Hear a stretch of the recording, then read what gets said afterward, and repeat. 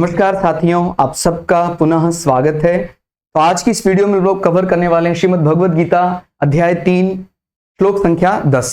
इससे पहले हम लोगों ने अध्याय 1 और 2 पूरे कंप्लीट कर लिए हैं। आप जाकर सनत वाजपेयी चैनल या श्रद्धा एस्ट्रो ज्योतिष चैनल में भगवद गीता प्लेलिस्ट देख सकते हैं। तो आज का श्लोक अर्थ भगवान श्री कृष्ण अर्जुन को समझाते हुए क्या कहते हैं। प्रजापति ब्रह्मा ने कल्प के आदि में यज्ञ सहित प्रजाओं को रचकर उनसे कहा कि तुम लोग इस यज्ञ के द्वारा वृद्धि को प्राप्त हो और यह यज्ञ तुम लोगों को इच्छित भोग प्रदान करने वाला हो। ठीक हो गया। तो ये तो था श्लोक का सामान्य हिंदी अर्थ। अब इसमें क्या क्या चीजें छुपी हुई हैं जो हमें सीखनी है भगवद गीता से। जब भी हम कोई एक बड़ा योद्धा है, बहुत ही बलवान योद्धा है अर्जुन, पूरी पांडव सेना के सबसे बलवान योद्धा हैं वो, उनके पास सारे शस्त्र विद्याएं, सारे दिव्य अस्त्र हैं। जब उन्होंने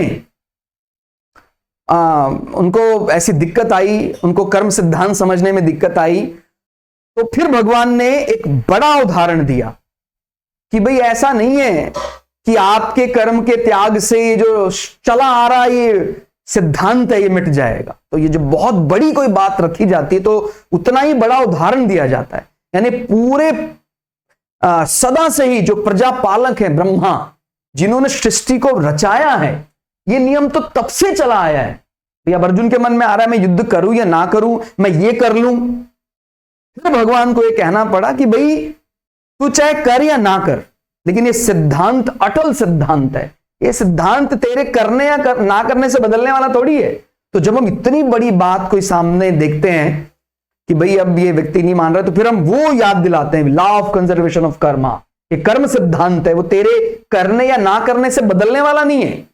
तूने किया तो तू मुक्त हो जाएगा, नहीं किया तो दंड मिलेगा। उसी साइकिल में बार बार चलता रहेगा। तो यहां अगर इस चीज को थोड़ा सा और थोड़ा ओपन करके समझें, अर्जुन को अटल कर्म सिद्धांत समझाने के लिए भगवान ने प्रजापति ब्रह्मा का उदाहरण दिया। भाई अटल कर्म सिद्धांत, कई दफा लोग कहते हैं ना भाई ये कहां लिखा हुआ है कि हम अच्छा करेंगे तो अच्छा ही मिलेगा। ऐसा विवाद का विषय बनता है।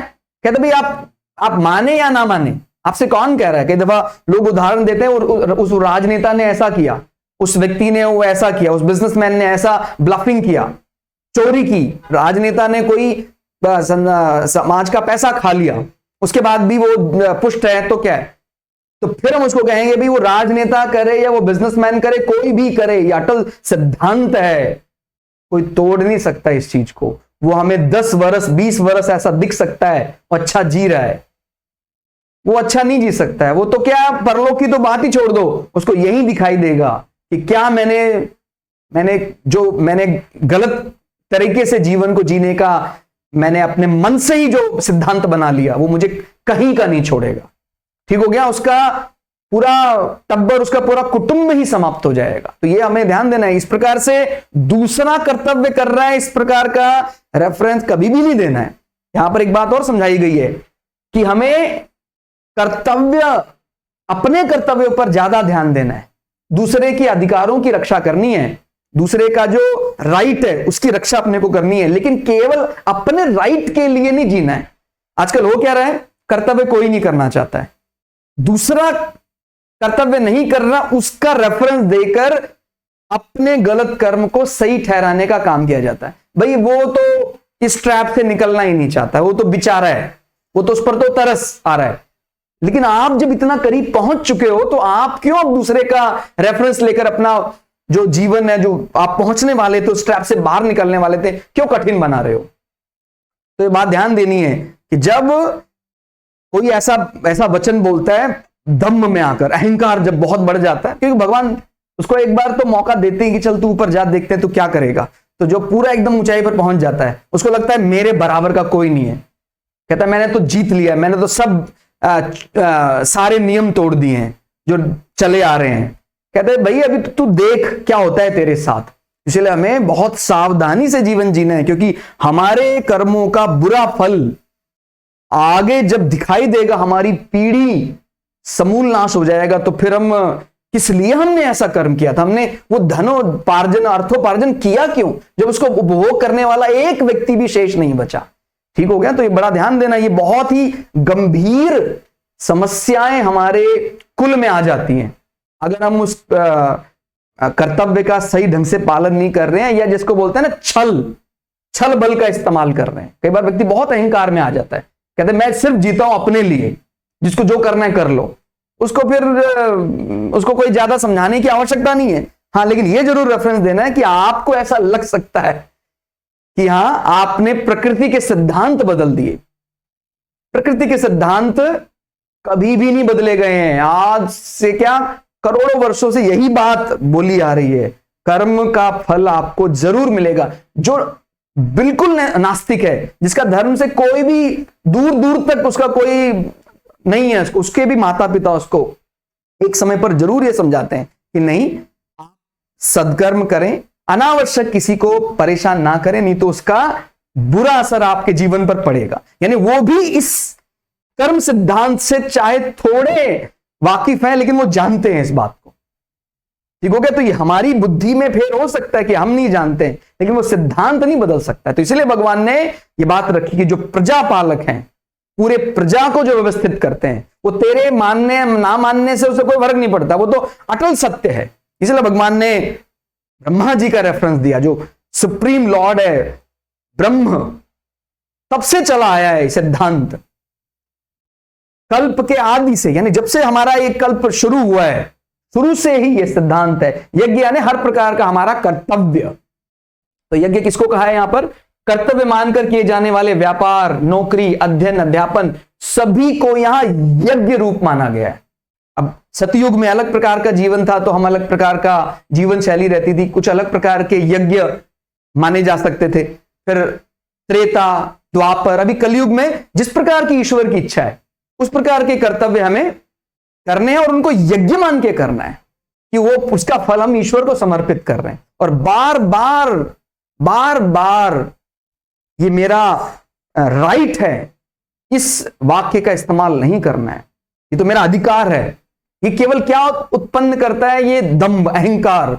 और हमारा जो लक्ष्य है धर्म का पालन करके जो मुक्ति को पाना चाहता है, वो कभी पा नहीं सकता। जो बार बार यही बात कहकर अपना जीवन बढ़ा रहा है, ये भी मेरा अधिकार है, ये भी मेरा अधिकार है। अरे आपने कर्तव्य कर लिया क्या?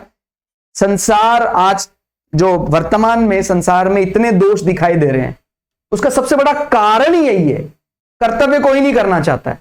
कोई सर आपने वो कर्तव्य आपका था, आपको 9 to 5 का जॉब था, तो आपको 8:59 पर डेस्क पर होना चाहिए था, आप पहुंचे वहां पर, बोला नहीं वो मैं नहीं गया हूं, लेकिन मेरा अधिकार है, मैं एम्प्लॉय हूं तो मुझे ये मिलना चाहिए था, मुझे पेंशन नहीं मिल रहा है, मुझे ये नहीं मिल रहा है, मुझे वो नहीं मिल रहा है। मतलब हम कर्तव्य नहीं करेंगे, लेकिन हमें हमारा अधिकार चाहिए। सोचे आप, ये लॉ ऑफ कंजर्वेशन को डिस्टर्ब करने का जो प्रयास है, ये उसको कहीं का नहीं छोड़ेगा। उसको लग रहा है कि नहीं मैं अभी अर्थ प्राप्त कर लूंगा। वो मतलब कितना ज्यादा दयनीय स्थिति हो जाती है कि जब वो कर्तव्य को केवल अर्थ तक सीमित रख रहा है। अर्थ के बाद क्या? वो अर्थ उसको कहीं ले जाने वाला नहीं है। 60 साल 70 साल के बाद उसको जाना ही है, तो जब उसके प्राण निकलेंगे तो उसको पूछेंगे हाँ भाई बढ़िया कमा लिया आपने, 100 करोड़ का आपने फ्लैट खरीद लिया, हो गया, मकसद पूरा हो गया, आप कहां जाएंगे? आप कहते सर मैं तो रियल ऑब्जेक्टिव को पा ही नहीं पाया, मैंने धर्म का पालन किया था मोक्ष के लिए, लेकिन मैं ऐसा फंस गया संसार में कि मैं अर्थ तक ही सीमित रह गया या कामना पूर्ति तक। जबकि शुरुआत में बता दिया गया था कि आपका लक्ष्य मोक्ष था। मोक्ष को पाने के लिए जो कर्तव्य धारण किया गया, वो माने एक जो टेक्निक है, जो प्रोसेस है, उसका नाम क्या था? धर्म। और उस धर्म का वहन करते करते, क्योंकि अब आपको शरीर का भी पोषण रखना है, तो आपको अर्थ भी मिला और साथ साथ संसार में रह रहे हैं तब तक कामना पूर्ति भी हुई। लेकिन हम भूल गए कि हमें मुक्ति को पाना था, हमने इसी को अपना ऑब्जेक्टिव बना लिया और वो कहीं भेज नहीं सकता है हमें। तो ये एक बहुत बहुत सीरियस इश्यू है आज इस संसार में, हम सब के साथ, मेरे साथ, हमारे साथ। यदि हम केवल अधिकारों की बात करेंगे। आप एक बार सोच के देखिए, संसार पूरा अधिकारों की बात करने लग जाए, कोई भी कर्तव्यों की बात ना करे, क्या होगा संसार का? वो संसार पूरी तरह से कह सकते हैं कि भाई वो अतृप्त संसार, दुखी संसार दिखाई देगा। और एक बार आप इमेजिन करें, वो पूरा पूरा संसार सारे केवल कर्तव्य पालन करने लग जाए, केवल अपना कर्तव्य, स्वर्ग बन जाएगा, वसुदैव कुटुंबकम।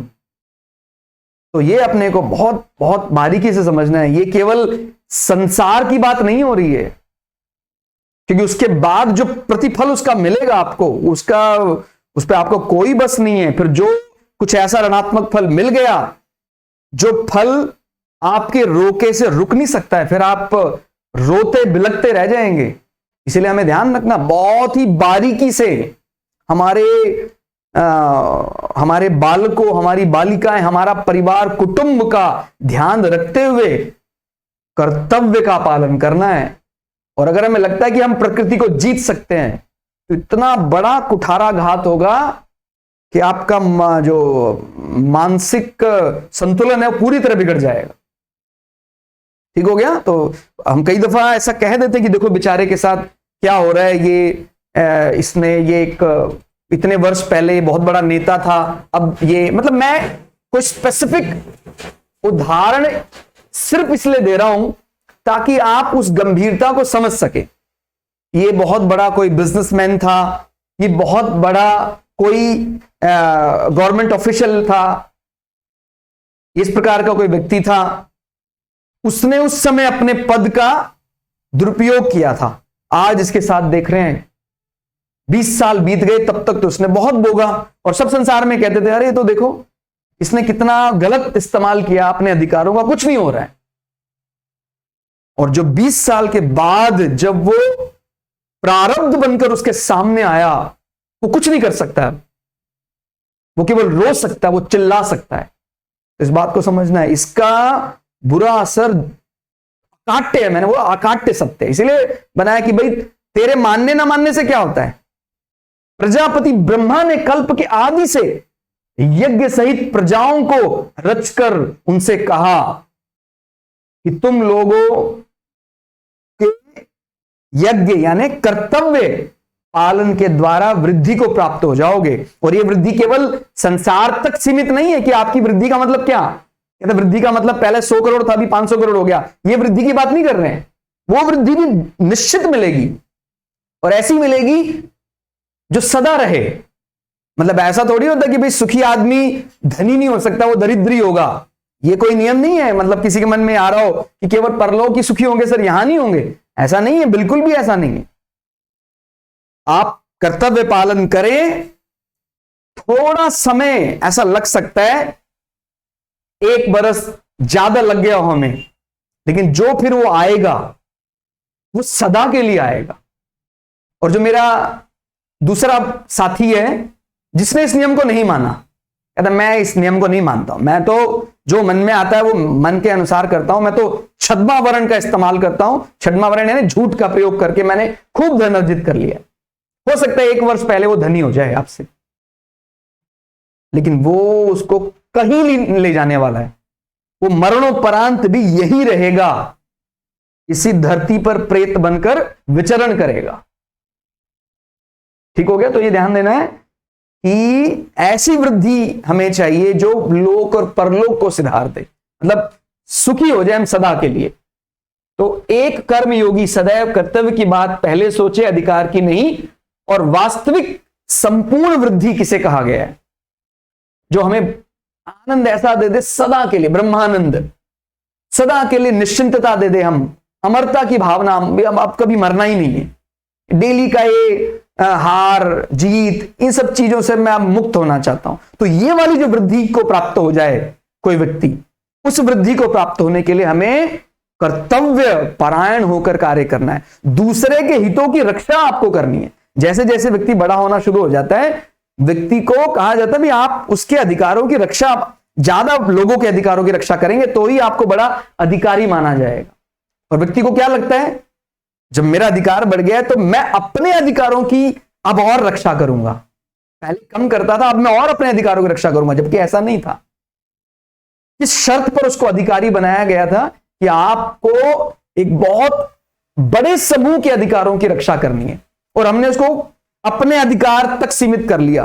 कहता पहले तो कोई मेरे घर के सामने इस प्रकार का कोई हो जाता था केस, मैं माफ कर देता था, अब तो मैं बड़ा अधिकारी बन गया हूं, अब तो मैं उस पर बढ़िया से एक्शन ले सकता हूं। केवल किसके लिए अधिकार का इस्तेमाल कर रहा है? अपने लिए। तो फिर उसके साथ यही होने वाला है, उसका कर्तव्य उसको कहीं नहीं ले जाने वाला है, वो यहीं रहेगा। और जो उसको मुक्त कर दे, उसको प्रसन्न कर दे, बोला ना ये क्या है? ब्रह्मानंद, परमानंद, अमरता, निश्चिंतता, निर्भयता, स्वाधीनता, संसार के संबंध विच्छेद के बाद ही हो सकता है। यानी लोक भी सुख, परलोक भी सुख, वो उसको प्राप्त हो जाएगा, जो ब्रह्मा जी भी नहीं दे सकते हैं। ब्रह्मा जी भी कहते हैं मैं आप तपस्या, अगर केवल तपस्या माने कोई मंत्र जप का अगर आप पालन कर रहे हैं, तो मैं आकर आपके को अमरता का वरदान नहीं दे सकता हूं। कुछ वर्ष तो संसार को भोगा जा सकता है, संसार को आप उनसे कह सकते मेरे को आप पूरे कल्प तक मेरे को आयु दे दे, ऐसा भी हो सकता है। लेकिन केवल कल्प तक आयु माना भी मुक्ति पाना नहीं है, ध्यान रखना है। क्योंकि जब प्रलय आएगी, फिर आपका जब जन्म होगा, फिर कहीं सुख और दुख का एहसास होगा। लेकिन कितना अच्छा हो जाए हम सदा के लिए अमर हो जाएं, वो तो हम केवल कर्तव्य, छोटा सा कर्तव्य पालन नियम से ही हो सकते हैं। समझ रहे हैं? आप कभी भी कोई आप पुराणों में कथाएं पढ़ेंगे तो वहां आपको कहीं ऐसा जिक्र नहीं मिलेगा कि ब्रह्मा जी ने कहा ठीक है आपको मैं अमरता का वरदान देता हूं। ठीक हो गया? यानी हर जीवन के बाद मृत्यु आती है और हर मृत्यु के बाद पुनर्जन्म होता है। लेकिन अगर कोई मुक्ति या मोक्ष को प्राप्त हो जाए, फिर ना तो मृत्यु होगी और ना जन्म होगा, ना फिर कोई और जीतने को शेष रहेगा, ना कहीं हार का सामना करना पड़ेगा। ठीक हो गया? तो इसके लिए इस सरल सिद्धांत है कर्तव्य, अपने धर्म का पालन करें आप। और अगर आप अपना धर्म का यानी कर्तव्य का पालन करते रहेंगे तो सहज ही मुक्ति को प्राप्त हो जाएंगे। तो आज के लिए इतना ही। क्लास आपको कैसी लगी कमेंट करके जरूर बताइएगा। मिलते हैं अगली क्लास में, तब तक के लिए जय श्री भगु पराशरा, जय श्री शुक्राचार्य, नमस्कार।